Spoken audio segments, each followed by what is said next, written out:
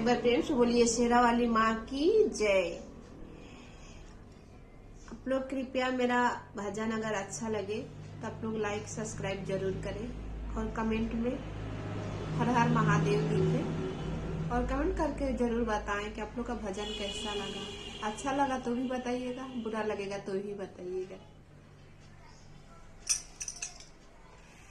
मैया छोड़ा विंध्याचल पहाड़ हो, आवा हमरे नगरिया।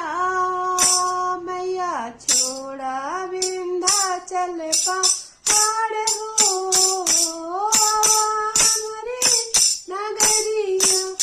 हमरे नगरिया मैया हमरे नगरिया, हमरे नगरिया मैया हमरे झोपड़िया। मैया छोड़ा विंध्याचल